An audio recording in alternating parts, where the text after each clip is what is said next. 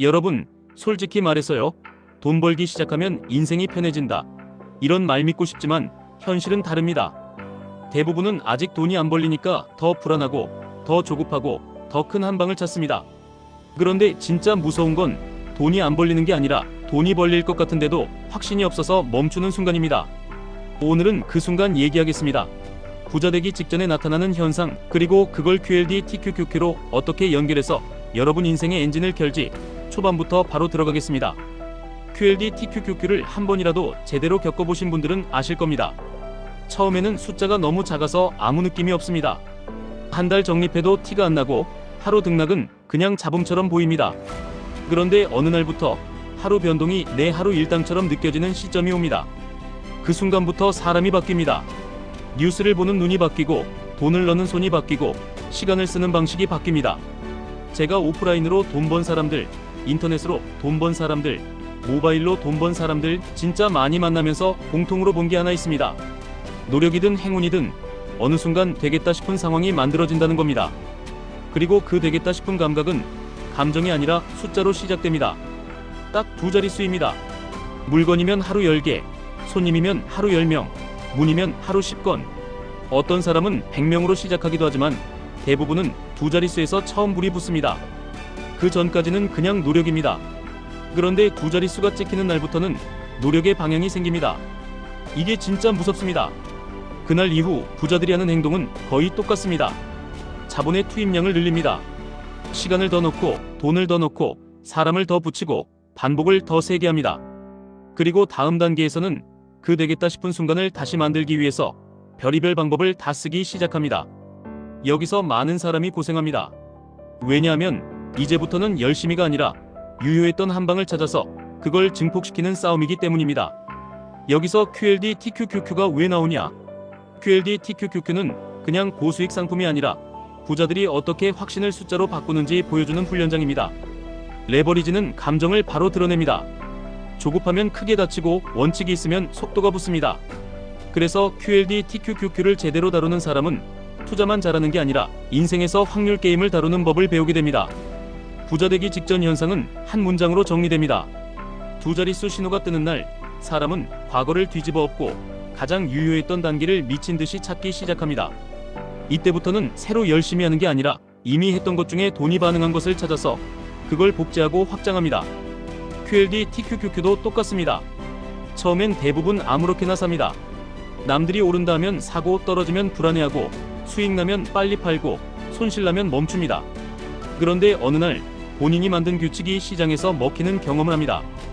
예를 들면 일정 구간에서 분할 매수했더니 평단이 안정되고 반등해서 계좌가 살아나는 경험, 또는 너무 흥분해서 쫓아갔다가 손실이 커지고 그 다음부터는 기준을 잡았더니 손실이 줄어드는 경험. 이게 QLD TQQQ에서의 두 자릿수 신호입니다. 감정이 아니라 결과로 찍히는 숫자입니다. 그럼 그 신호가 뜬 뒤에 무엇을 해야 되냐? 부자들이 하는 것처럼 하셔야 합니다. 첫째, 자본의 투입량을 늘리되 무작정이 아니라 규칙의 투입량을 늘리셔야 합니다. 돈을 더 넣기 전에 같은 실수를 반복하지 않게 하는 장치를 더 넣는 겁니다. 매수 기준을 하나로 고정하고 분할로만 들어가고 현금을 남기고 수익 구간에서만 일부 정리하는 식으로요. 이게 규칙의 자본입니다. 둘째, 과거 작업을 복귀하셔야 합니다.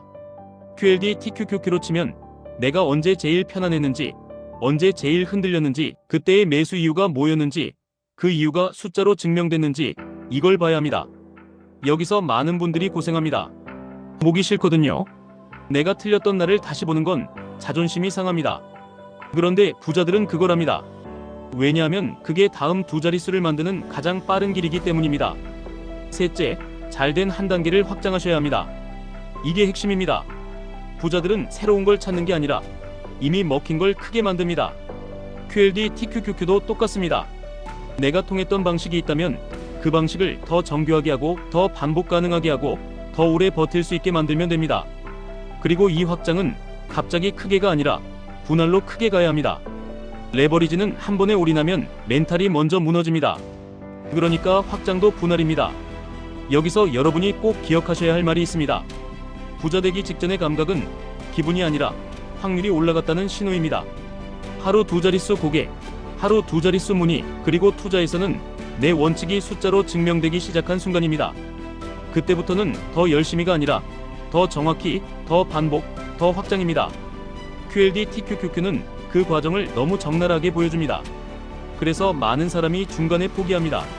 하지만 끝까지 남는 사람은 투자 수익만 가져가는 게 아닙니다. 내 인생에서 어떤 행동이 돈으로 바뀌는지 그 전환점을 보는 눈을 갖게 됩니다. 그 눈이 생기면 주식이든 사업이든 결국은 같은 게임으로 보이기 시작합니다. 숫자가 반응한 걸 찾고 그걸 키우고 흔들림을 줄이는 게임입니다. 오늘 영상의 결론은 이겁니다. 부자 되기 직전에는 반드시 두 자릿수 신호가 먼저 뜹니다. 그 신호가 떴는데도 그냥 기분 탓이라고 넘기면 다시 0으로 돌아갑니다. 하지만 그 신호를 숫자로 인정하고 내가 뭘 했을 때 반응했는지 찾아내고 그걸 분할로 확장하면 그때부터는 속도가 붙습니다. QLD TQQQ는 그 속도를 보여주는 도구입니다. 그리고 동시에 원칙 없으면 가장 잔인하게 대가를 치르게 하는 도구입니다. 투자는 언제나 본인 책임입니다. 다만 저는 여러분이 감정으로 버티는 사람이 아니라 숫자로 확신을 만드는 사람이 되었으면 좋겠습니다. 두 자릿수 신호가 뜨는 날, 그날을 그냥 흘려보내지 마세요. 그날이 여러분 인생이 바뀌기 직전의 현상입니다.